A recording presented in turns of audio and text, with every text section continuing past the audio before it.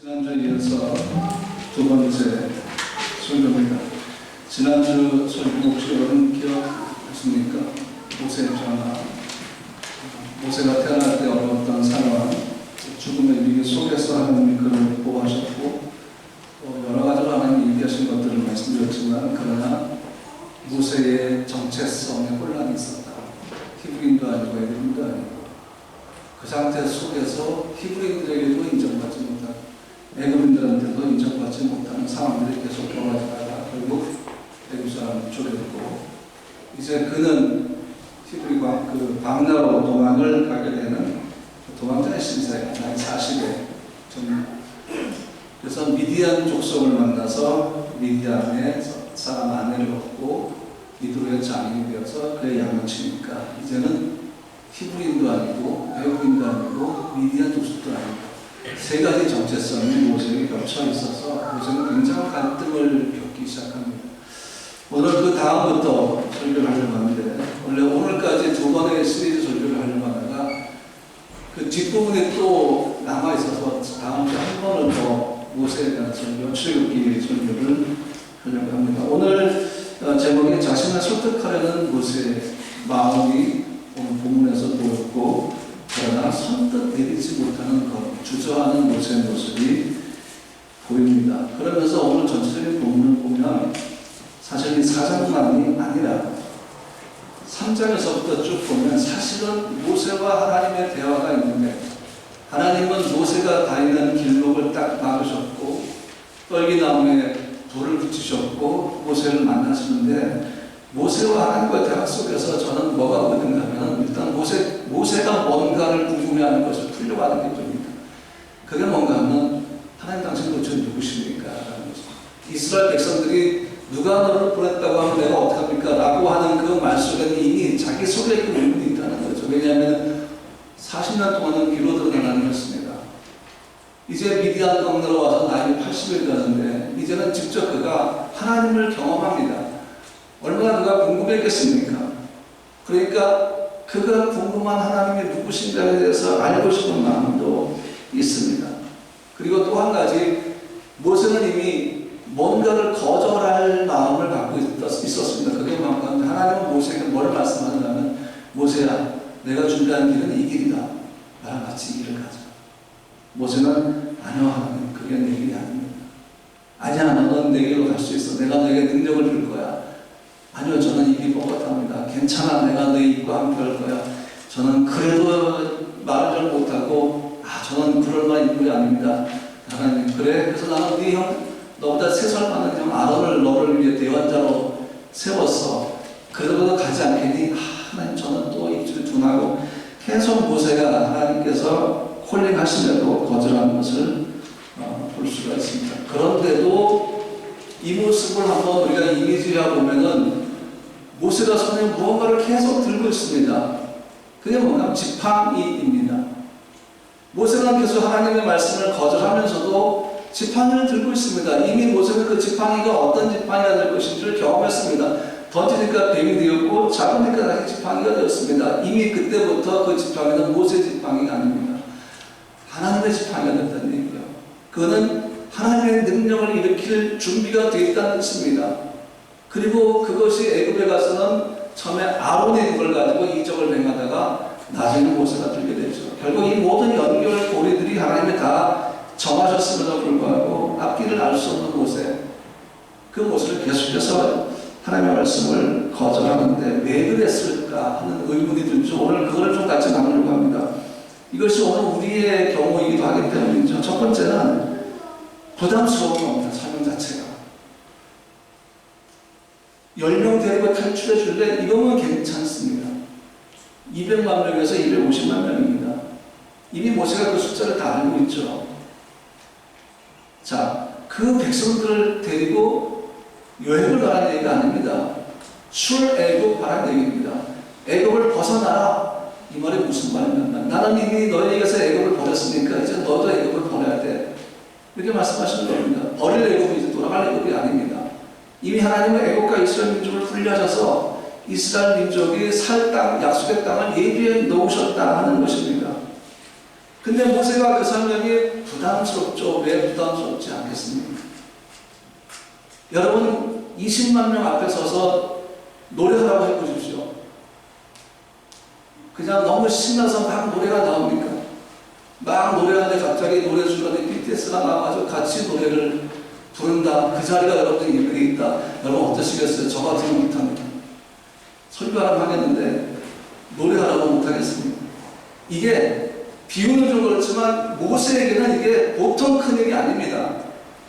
자기 이 몸에 맞지 않는 옷을 지금 입은 것처럼 느껴지는 것입니다. 그래서 모세가 첫 번째 거절인 건가면 하나님 나는 그럴 만한 인물이 아닙니다. 그렇게 얘기합니다. 3장 12절 모세가 하나님께 말하되 내가 누구에게 바르게 가며 이스라엘 자손을 애굽에서 인도하여 내리까. 그렇게 거절합니다. 정중한 거절입니다. 근데 이미 하나님은 모세를 정하셨습니다. 그리고 이미 하나님은 모세의 연약함을 다 아십니다. 그래서 어떡합니까? 그래, 그럼 내가 너와 함께 할게. 이렇게 약속하죠. 근데 모세가 여전히 마음을 정하지 못합니다. 왜냐하면 어울리지 않은 옷이라는 생각을 계속하고 있기 때문이고, 더 중요한 건 뭔가 이 사역은 자기가 감당할 생각이 아니라 God sized work입니다. 하나님 크게 사역입니다. 자기가 앞만 봐도 하나님이 하실 일이지 자기가 할 일이 아니라는 것입니다. 여전히 모세는 하나님에 대해서 알지 못하고 있습니다. 하나님은 그분 스스로 할 수 있지만 그의 사람을 선택하셔서 그를 통해 일하시는 분인데 여전히 아직 모세는 그 하나님을 경험하지 못했기 때문입니다. 자, 일단 우선 모세는 가서 애굽을 상대해야 됩니다. 그 거대한 나라 애굽을 상대해야 됩니다. 애굽의 왕 바로를 만나서 말도 안 되는 욕을 해야 됩니다. 만나자마자 말도 안 되는 거예요. 왜냐하면 고생 땅에서 이스라엘 백성을 보내라. 이게 바로 입장에서는 말이 안 되는 요구입니다. 처음부터 바로가 오케이 할 리가 없죠. 그래서 모세가 거절하죠. 이 거절의 속에 들은 것은 뭔가 하면 하나님 나의 애굽은 이미 내 삶에서 40년 전에 사라졌습니다. 나는 애굽을 감당할 수 없습니다. 40년 전 내가 애굽의 왕자였을 때는 어떻게 한번 해보려고 할 텐데 지금 나는 그럴 만한 인물이 안 됩니다. 나의 애굽은 이미 내 삶에서 제거되었습니다. 두 번째 모세의 핑계가 뭔가 나는 말도 잘 못합니다. 입이 무겁고 나는 조리 있게 말을 못합니다. 자, 이게 사실일까요? 여러분, 모세가 정말 이런 사람이었을까요? 말도 못하고 뭐 그런 사람이었을까요? 사무엘상 7장 22절 말씀 보면 모세가 애굽 사람의 모든 지혜를 배워 그야 말고 하는 일이 능하도록 했습니다. 적어도 모세는 유창하지 않더라도 언변술이 있는 사람이라는 겁니다. 그런데 어떤 이유에서든지 그가 하나님의 말씀을 전하기에는 입술에 부족함이 있다는 것을 우리가 알 수가 있습니다. 신학자들도 명쾌하게 해석을 하지 못합니다. 뭐 이런 얘기도 있습니다. 어릴 때 모세가 이제 어린 아이가 다시 이제 부모로 들어왔을 때 그 바로의 수염을 잡아당겼다고 합니다. 그러니까 이제 이거는 죽음에 해당하는 죄니까 이건 죽여야 됩니다. 근데 그 공주가 하트셰프 공주가 막아섭니다. 얘 죽이면 안 된다고. 얘는 내 수염 안 된다고 했더니 왕이 그렇게 했답니다. 그러면 두 가지 시험 문제를 내자. 그래서 만약에 그 금을 주고 불이 불덩이가 이미 벌겋게 달아있는 돌을 딱 놔두고 얘가 만약에 그 돌을 잡으면 나를 해야 할 의사가 없는 거고 만약에 얘가 이 금을 잡으면 나를 죽일 거니까 내가 얘를 죽여야겠다. 이렇게 시험을 했다고 합니다. 그래서 모세 앞에 딱 도는데 모세가 그 뜨거운 돌을 딱 잡으려고 손을 딱 갖다 대니까 스톱을 딱 시켰습니다. 그리고는 대신 죽이진 않는데 그 돌을 가지고 모세의 입술을 찢었다는 얘기가 있습니다. 이게 팩트가 아니고 야사에 해당하는 얘기입니다. 이스라엘 그 가이들 중에 어떤 분이 이런 얘기를 했다고 합니다. 사실은 아니라고 보지만 어쨌든 모세는 그렇게 유창하게 말을 잘 못하는 사람으로 돼 있습니다. 제가 보기에. 왜 그랬을까? 애굽에 있을 때 그 모든 지혜를 배워서 말과 하는 것들이 다 능하더라 이렇게 있는데 지금 그 모세의 말을 잘 보면요 뭐라는 거냐면은 모세가 여호와께 오 주여 나는 원래 말을 잘 못하는 자니이다. 주께서 주의 종에게 명령하신 후에도 역시 그러하니 나는 입이 뻣뻣하고 혀가 두간 자니이다. 이 원어로 보면 이런 뜻입니다. 저는 원래 말을 못합니다 주님. 그리고 주님이 내게 명령하신 후에도 역시 나는 말을 못할 것입니다. 어제부터 오늘까지도 나는 말을 못하는 사람이었고 더 가까운 미래, 더 먼 미래부터 계속해서 나는 말을 못한 사람이었고, 하나님은 지금도 말을 잘 못합니다. 이 뜻입니다. 이 말의 핵심은 뭡니까? 하나님, 저는 들어서 이해는 잘합니다. 근데 내가 이거를 입술로 말하는 것은 굉장히 어려움이 많습니다. 하나님도 그걸 아시지 않습니까? 자, 그렇다면 모세는 왜 능한 말을 다 잃어버렸을까요? 저는 모세가 설득력을 잃어버렸다고 생각을 합니다. 왜냐하면 애굽의 왕을 설득해야 하기 때문입니다. 애굽에서 왕자로 지낼 때 모세의 언변은 논리적이고 지식적이었을 겁니다. 왜? 왕자의 교육을 받았기 때문이죠. 그런데 광야 생활 40년 동안 그 모든 것들이 다 잊혀져 갔을 것입니다. 언어는 여러분 사용하지 않으면 잊어버립니다. 말의 능력도 사용하지 않으면 잊어버립니다. 마찬가지로 애굽의 모든 지혜와 언어들은 광야에서 장인의 양을 치면서 살아가는 모세에게서는 필요가 없는 것이었습니다. 미디안 광야에서 애굽의 그 모든 학식이 뭐가 필요하겠습니까? 오직 필요한 것은 맹수부터 양을 보호하고 양들을 지키는 목자의 역할을 뿐이었다 하는 것입니다.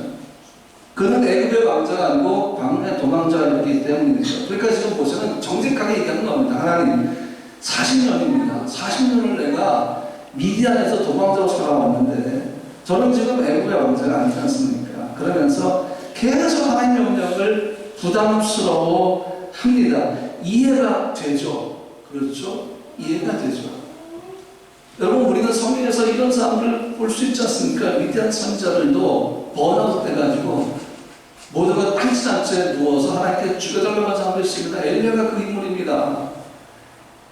바알과 아스라 선지자 850명을 죽인 이 엘리야가 3년 반 동안 비가 오지 않은 그 상황 속에서 기도해서 비가 내리게 하는 이 엘리야가 이스라엘이 죽여버리겠다고 직접 죽이려고 온 것도 아니고 사람을 보내서 협박을 했는데 거기에 모든 걸 다 잃어버리고 번아웃 되어버렸습니다.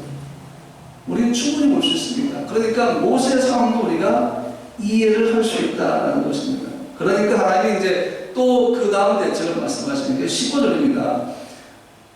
내가 너와 함께 할 것이고 너의 입술과 함께 할 것이고 그리고 나는 너를 위해서 아론을 세웠다. 15절 너는 그에게 말하고 그에게 할 말을 주라. 내가 내 입과 그의 입이 함께 있어서 너희들이 행할 일을 가르치리라. 이렇게 말씀하십니다. 그러니까 이 말씀이 무슨 뜻입니까? 하나님의 이 말씀은 모세와 아론의 어떤 능력이나 명성하고는 아무 상관도 없이 하나님을 그냥 능력으로 함께 하셔서 너희를 통해서 내가 모든 일을 이룰 것이다 라고 말씀합니다.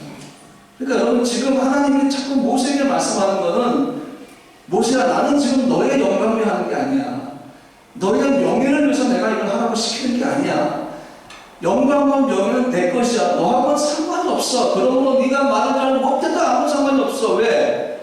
모든 영광은 내 것이고 그 명예도 내 것이기 때문에 네가 이룰 명예는 없어. 너는 그냥 내 말을 전하는 동안 나는 그 입술에 역사할 것이고 나는 그 말에 배경이 될 것이고 나는 그 말을 통해서 역사하게 될 것이니까 결국은 에고는 움직일 거야 라고 지금 하나님 말씀하시는 겁니다. 여러분, 우리의 삶에 있어서 항상 영광과 명예는 누구 것입니까? 하나님 것입니다. 우크라이나 사람들의 예배를 여러분 아십니까? 성진도 여기 앉아있지만 우크라이나들은 굉장히 예민한 부분이 영광이라는 단어로 하면 슬라가 그치 성진. 네. 그 영광이라는 그 슬레바는 사람에게 안 씁니다. 우리는 보통 슬레바 우크라이나죠. 우크라이나 영광을 우크라이나 기독교인들은 그 슬레바라는 말을 나라에 대해서 안 쓴다고 합니다. 하나님께만 씁니다. 하나님께 영광을. 그치. 네. 그래서 여러분, 지금 하나님이 모세를 통해서 뭔가 하려는 게 모세에게 왜 부담으로 다가옵니까? 자기가 해야 하는 일이고 그거 못해서 막 개망신당하고 그거 못해서 실패하면 어떡하나 뭐 온갖 두려우니까 자기 부족함을 얘기하는데 하나님 좀 말합니까? 야, 그건 네 명예하고 상관이 없는 거야. 너 실패도 괜찮은데 내가 실패하지 않게 만들 거야. 왜? 내가 내 입술에 함께 할 것이기 때문에. 이건 뭡니까? 일단 가장 기본 밑바닥은 뭡니까? 실패 안 한다는 얘기예요. 어떻게든 하나님을 끌어내시겠다는 얘기입니다. 이스라엘 백성을. 하나님 모세에게 네가 못해도 괜찮아, 네가 약해도 괜찮아. 나는 내 입과 함께 할 거고 그래서 나는 너의 네 형 아론을 세운 거 아니겠니? 이 말씀하시는 거예요. 하나님께서 모세에게 말씀하실수록 모세의 마음에 부담감이 점점 늘어나거든요. 여러분, 나중에 출애굽 후에 홍해바다 건넌 다음에 모세의 자녀 이드로가 모세의 아내와 두 아들 데리고 모세에게 오죠. 광야로 왔을 때 그 된 모든 이야기를 듣고 이렇게 말합니다. 이드로가 이제 내가 알았도다. 여호와는 모든 신보다 크심으로 이스라엘에게 교만하게 행하는 그들을 이기셨도다. 이 결론이 이미 준비가 다 돼 있는 겁니다. 그러니까 모세가 순종해서 가면 돼요. 그 위축된 마음을 하나님 풀어주려고 모세야 네가 직접 말할 필요 없어. 나는 아론 세웠어. 하나님 다 준비하셨습니다. 결국 출애굽의 모든 과정은 무엇을 위한 것인지 아십니까? 여호와의 명성을 위한 것입니다. 그분의 영광을 위한 것입니다. 모세와 아론의 그 부족함과 연약함이 아니라 그걸 안고 하나님 말씀을 순종해야 될 것입니다. 근데 여전히 모세는 자신감이 없습니다. 세 번째 이렇게 거듭합니다. 그냥 보낼만한 인물을 보내시지요. 여기서 모세의 고집이 나타납니다. 여러분 하나님의 말씀과 뜻에 여러분이 거절할 때 결국은 발견하게 되는 게 뭔지 아십니까? 아, 내게 이런 고집이 있어. 여러분 고집 다 있으시죠? 네, 고집 있으시죠. 근데 하나님 그 고집 꺾으라고 하시면 어떡하실 거예요? 하나님 잠깐만요. 시간 좀 주세요. 제게 그런 말씀 하시면 안 됩니다. 뭐 이렇게 하실 건가요? 그 고집이 어쩌면 하나님이 주신 성품일 수도 있어요. 의로운 고집 같은 거. 타협하지 않는 고집 같은 거. 지금 모세는 그런 고집이 아니라 계속 하나님의 말씀을 부담스러워하면서 이런 말하고 저런 말하고 이런 말하고 저런 말하고 계속 돌려가면서 뭔가 말을 하는데 하나님이 바보입니까? 그런 모세 전략에 넘어간 게 출애굽기 4장 12절과 13절 하나님이 이렇게 말씀하십니다. 아, 갈 필요 없어. 네가 보낼 만한 바로 그 인물인데 이제 가. 다른 말 하지 않고 이제 가라 좀. 제발 좀 가. 내가 내 입과 함께 있어서 할 말을 내가 가르쳐줄게. 답답하시니까 하나님. 그러면서 13절 모세한테 오 주여 보낼 만한 자를 보내소서. 이게 원어로 보면 주님 죄송합니다. 능력의 손을 가진 사람을 보내시죠. 아, 모세는 진짜 가기 싫은 것입니다. 모세가 5번째로 거절하자 하나님이 노하시면서 화를 내시면서 이 나쁜 놈 이렇게 하지 않으셨어요. 화를 내시면서 뭘 하십니까? 내가 너와 함께 한다니까 이마 이렇게 말씀하십니다. 이게 죄인의 죄를 향한 진노가 아닙니다. 의인을 향해서 하나님이 설득하시려고 하시는 진노이기 때문에 여기 죽음이 없습니다. 이 하나님을 진노하시면은 설득하려는 것이고 어떻게든 하나님의 뜻에 낮게 고치시고 회복시키는 하나님의 열정이 들어있는 것입니다. 그러니까 하나님이 노하시면서 야 내가 너하고 함께 한다고 했잖냐. 그래서 네가 이럴까봐 내가 이런 너를 내가 뻔히 알기 때문에 너 이럴까봐 내가 다른 방법을 준비했지. 네 형이 있어. 네가 말 못하면 나는 네 형에게 말을 할 거야. 대신 나는 네 형에게 말을 하게 아니라 너에게 말을 하면 네가 네 형에게 말을 하고 네 형이 바로에게 말할 거야. 하나님의 루틴까지 다 짜셨어요 벌써. 모세가 어떻게 피하겠습니까? 여러분 우리의 삶으로 돌아보면 우리가 하나님 말씀을 불순종하거나 말씀을 읽으면서도 말씀대로 살지 않는 그 이유 중에 하나가 사실은 자신감 결여 때문도 있습니다. 항상 생각해요. 난 내 믿음이 너무 부족해. 난 내 믿음이 너무 부족해. 여러분 그렇게 생각하지 않으세요? 여러분의 믿음은 큽니까? 작습니까? 어때요? 여러분은 큰 믿음이세요? 작은 믿음이세요? 어때요? 그걸 누가 판단합니까? 큰 믿음, 작은 믿음 이걸 누가 판단합니까? 작은 믿음이도 하나님 나를 통해 하시겠다는데 작은 믿음 갖고 순종하면 하나님 또 이루시지 않겠습니까? 큰 믿음인데 하나님도 큰 믿음 통해 일하시겠다면 하나님도 큰 믿음 통해 일하실 것입니다. 작은 믿음과 큰 믿음이 하나님의 일에 걸림돌 될 수 없다는 얘기예요. 하나님이 다 아시고 말씀하신 것 때문입니다. 여러분 하나님 뭔가 여러분이 말씀하시고 순종을 하시면 앞으로는 뭐 부족하다니 약하다니 뭐 나는 그럴 만한 상황이 아니라니 여러분 그렇게 대답하지 마세요. 분명히 말씀드릴게요. 하나님과 논쟁하면 다칩니다. 절대 못 이깁니다. 그분이 뭔가 말씀하세요. 이길 생각하지 마세요. 못 이겨요.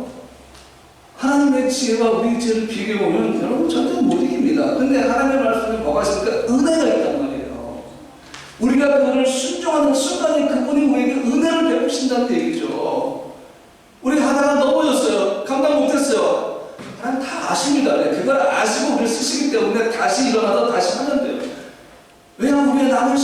하나님께서 우리를 쓰실 것이기 때문이죠. 그러니까 모세가 계속 보낼 만한 자를 보내라고, 이미 모세 말은 이건 내 사명이 아니라는 결론을 딱 내리고 있습니다. 근데 상황이 그렇잖아요. 히브리도 아니고 애굽인도 아니고 미디안 족속도 아니고, 히브리가 애굽인에게 다 버림받아 방으로 도망가서 이제 미디안 족속에 되었으니까 무슨 정체성이 있습니까? 자신감 다 잃어버린 거죠. 근데 하나님은 우리의 입술을 창조하신 분이기 때문에 입술을 열어서 말씀하게 할 수 있고 그 입술을 닫아서 멍어리가 되게 할 수도 있습니다. 그러니까 모세는 하나님의 명령을 거절할 명분으로 자기의 부족함을 내세우는데 이게 실패했습니다. 우리의 부족함은 우리를 통해 일하시는 그분의 뜻을 바꿀 수 없습니다. 절대 바꿀 수 없습니다. 그분은 일하실 겁니다. 여러분을 통해 일하실 것이고 여러분 자녀를 통해서 분명히 일하실 줄로 믿습니다. 그러니까 지금 모세와 하나님의 대화 속에서 주제가 달라요. 하나님은 뭡니까? 나 너 쓸 거야. 나 너 사용할 거야. 왜? 나는 I am. 나는 쓸 수 있는 자이기 때문에 나는 너를 쓸 거야. 이게 하나님의 주제입니다. 모세의 주제가 뭡니까? 단점과 무능력입니다. 죽어도 나는 못 가겠습니다. 물론 죽어도는 말은 안 썼지만 계속 5번이나 거절하는 것은 강심장입니다. 전능하신 그 창조주의 명령을 어떻게 5번이나 거절합니까? 기차의 철로처럼 평면선을 긋고 있는 이 대화가 언젠가는 서로 만나야 되는데 그 공통점이 결국 나중에 풀립니다. 그 다음에 두 번째, 모세와 아론의 긴장감이 또 남아있죠. 40년 만에 만나는 형입니다. 왜 긴장감이 없겠습니까? 그러나 하나님은 모세가 아론에게 하나님처럼 될 것이라고 말씀하셨습니다. 세 번째, 이 부분이 오늘 우리가 좀 나눌 부분인데 여러분 이 부분이 좀 의심되지 않습니까? 좀 궁금하지 않나요? 하나님은 이제 마지막에 바로의 장자를 다 죽일 거야, 애굽의 장자를 죽일 거야, 막 그런 축복을 말씀하시면서 갑자기 그 다음에 나오는 장면이 뭔가 하면 사상 22, 23 너는 바로에게 이르기를 여호와의 말씀에 이스라엘 내 아들 장자라 내가 내게 이르기를 내 아들을 보내줘 나를 섬기게 하라 하여도 내가 보내주기를 거절하니 내가 네 아들 내 장자를 죽이리라 하라 하시니라 이렇게 말씀하셨단 말이에요. 근데 갑자기 하나님이 24를 보니까 모세가 길을 가다가 숙소했을 때 여호와께서 그를 만나서 그를 죽이려 하시는데 이게 무슨 상황입니까? 장자의 아들을 죽이겠다고 말씀한 하나님은 갑자기 모세를 먼저 죽이시겠다고 하시니까 아니 궁금하지 않습니까? 하나님 정말 이러신 분인가? 그러면 왜 선택했지? 왜 모세를 애굽으로 보내시는 건지 이해가 되지 않습니다. 그러나도 겨우 선택했어. 겨우 선택해서 보내는 모세인데 이유가 뭐냐십니까? 할례 때문에. 할례는 창세기 17장에서 하나님께서 아브라함에게 명령하신 것으로 유대인은 태어난 지 8일 만에 할례를 받게 하셨고 이것이 하나님의 언약의 할례입니다. 하나님의 백성이라는 증거입니다. 그런데 모세가 할례 때문에 하나님 모세를 죽이려고 하는데 여기에는 두 가지 해석이 있습니다. 분명하게 이거다라고 말할 수 없지만 두 가지 해석 중에 하나라고 생각합니다. 첫 번째 뭔가는 모세가 할례를 받지 않다는 겁니다. 자, 태어난 지 8일 만에 할례를 받아야 하는데 얼마나 고통스럽습니까? 좀 어린 아이가 태어나자마자 할례를 받았는데 얘는 강물에 빠져 죽어야 아이가 숨겨지는데 할례를 받았을까? 아닐 것입니다. 3개월 동안 어떻게든 보호해야 했을 것입니다. 그리고 왕궁으로 들어가게 된 것이죠. 뭐 들어가기 전에 할례 받았는지는 모르겠지만 어쨌든 그가 히브리인이라는 어떤 육신의 표적이 들어가게 되면 훨씬 더 불리하기 때문에 어쩌면 애굽의 왕자로 살아야 하니까 할례를 주지 않고 보내줄 수도 있습니다. 그런데 이 할례는 이스라엘 사람만 받는 게 아니라 애굽 사람도 할례를 받았습니다. 그런데 방법이 다릅니다.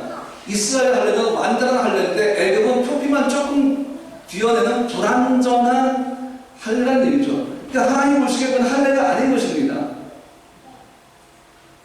모세가 지금 갖고 있는 할례가 그것이 아닐까라고 해석을 해보는 것입니다. 그래서 그것이 하나님 보시기에 어떤 건가 하면 애굽의 수치가 된 것입니다. 애굽의 불완전한 할례를 받은 모세는 그 애굽의 수치를 지금 갖고 있는 것입니다. 그 애굽의 수치를 가지고 수치스러운 애굽으로 들어가는 거 하나님의 의로우심 앞에서 용납할 수 없는 것입니다. 그래서 하나님 그 문제를 해결하시기 위해서 모세를 죽이려고 다가가신 것입니다. 그래서 모세는 그 길에서 애굽의 수치와 모욕을 치유받아야만 애굽으로 들어갈 수가 있습니다. 그래서 누가 할례 받은 줄 아십니까? 모세의 아들이 할례를 받습니다. 그런데 여러분, 요단강을 건너가는 하나님 광야에서 태어난 남자들에게 할례를 받으라는 것을 이렇게 말씀하십니다. 여호수아 5장 8절 9절. 또 그 모든 백성이 할례 행함을 마치며 백성이 진주각 처소에 몸을 낚기를 열 때에 여호와께서 여호수아에게 이르시되 내가 오늘 애굽의 수치를 너에게 떠나게 하였다 하셔서 사심으로 그곳 이름 오늘까지 길갈이라 하느니라. 애굽에서 나온 백성들은 애굽에서 할례를 받았다 하는 것입니다. 물론 히브리인의 할례를 받은 사람도 있겠죠. 어쨌든 애굽 자체가 수치이기 때문에 하나님은 결국은 그 수치를 가지고 불순종하는 1세대를 다 죽게 만들었습니다. 이제 광야에서 태어난 새로운 세대, 다음 세대가 있습니다. 그래서 하나님이 전부 할례를 행한 다음에 정복의 전쟁을 시작하라고 해서 여호수아가 모든 백성에게 할례성에서 할례를 받게 되죠. 이것이 첫 번째이고, 두 번째가 뭐냐면은 십보라가, 모세의 부인 십보라가 그 엘리에서 둘째 아들에게 할례하는 걸 반대했지 않았을까. 첫째 게르솜은 이미 출발하기 전에 할례를 받은 것 같습니다. 근데 이 두 번째는 아마 오는 과정이 난 것 같아요. 그러다 보니까 이 십보라라는 여인은 굉장히 할례를 싫어했던 여인이었습니다. 아니면 뭐 여행 중에 나왔으니까 길에서 주기가 어렵겠죠. 어쨌든 모세는 아들에게조차 할례를 주지 못한 채 애굽으로 가야했기 때문에 하나님은 순종하지 않는, 아브라함과의 언약을 지키지 않는 모세를 죽이려고 하셨습니다. 순종하지 않는 자가 하나님의 말씀을 이루지 못하기 때문이죠. 그래서 결국은 어떻게 합니까? 그 아내가 엘리에셀에게 할례를 하고 그 표피를 남편의 발에 대었다라고. 이 발은 진짜 사람의 발에다 또 다른 의미가 있는데 그건 오늘 보지 않겠습니다. 자, 다섯 번째, 모세가 다시 주저하며 불평하다라는 것입니다. 또 얘기합니다. 나는 입이 둔한 자입니다. 계속. 그러니까 모세가 갖고 있는 마지막 방어벽은 뭡니까? 나는 입이 둔한 자입니다. 나는 입이 둔한 자입니다. 계속 입으로 출애굽기 6장 29절부터 마찬가지입니다. 나는 입이 둔한 자이니 바로 어찌 내 말을 듣겠나이까. 그런데 하나님께서 밀어붙이시죠. 결론을 말씀하기 전에 10가지 제한 문제를 조금 언급하겠습니다. 여러분 묻고 싶습니다. 왜 한 가지 제한도 아니고 10가지 제한이 있을까요? 네. 하나님의 능력이면 한 가지 제한으로도 충분히 애굽 사람의 마음을 움직여서 두 손 두 발 다 들게 하고 이스라엘 백성을 보내게 할 수가 있는데 왜 10가지씩이나 했을까요? 9가지만 하지. 왜일까요? 하나님의 행하시면은 다 계획이 있습니다. 그분들 계획을 갖고 계신 분입니다. 왜 10가지였을까? 사실 이 애굽의 제약은 10가지 가지 않아도 되는 방법이 있습니다. 그것은 바로가 즉각적으로 이스라엘 백성을 보내면 끝이에요. 그런데 문제는 뭡니까? 바로는 그럴 마음이 요만큼도 없었습니다. 이게 문제였어요. 첫 번째 제약이 왔습니다. 바로의 결정은 변함이 없습니다. 두 번째, 세 번째 마찬가지입니다. 결국 이 바로의 강박한 마음이 제한의 숫자를 늘려간 것입니다. 첫 번째로 끝날 수 있는 제한이 두 번째, 세 번째가 여전히 완악하니까 그 다음에 또 네 번째가 하고 다섯 번째하고 제한의 숫자가 늘어납니다. 그런데 제한의 숫자가 늘어날 때 성경은 뭐라 합니까? 하나님은 바로의 마음을 완악하게 했다고, 강팍하게 했다 말씀하신 원어는 언어는 하나님은 바로의 마음에 절대 터치하지 않았다. 그의 마음에 간섭하지 않았다. 그를 설득하지도 않았다라고 말씀하고 있는 것입니다. 하나님 일부러 바로를 강팍하게 만든 것이 아니라 바로 스스로 그 강팍해진 그 마음에 하나님은 아무 역사가 아니다 했습니다. 그냥 방임하신 것이죠. 그러니까 계속 바로는 자기의 의지와 자기 힘으로 하나님의 인정을 해야 되는데 그거 없이 계속해서 지금 거절하고 있으니까 어떻게 돼요? 제한이 늘 수밖에 없는 거예요. 갈수록 심해지는데 세 번째까지는 고생지방에 같이 역사했는데 네 번째부터는 구별되기 시작합니다. 애굽 땅에만 시작이 났습니다. 그러니까 제한이 늘어날수록 출애굽이 연기가 되겠죠.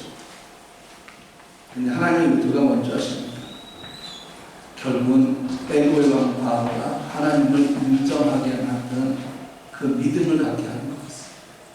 바로는 하나님을 하나님으로 믿는 그 믿음이 아니었지만 결국 이스라엘 하나님을 인정할 수밖에 없는 믿음을 고백하게 됩니다. 그리고 데려가게 합니다. 언제? 아들이 죽은 후에.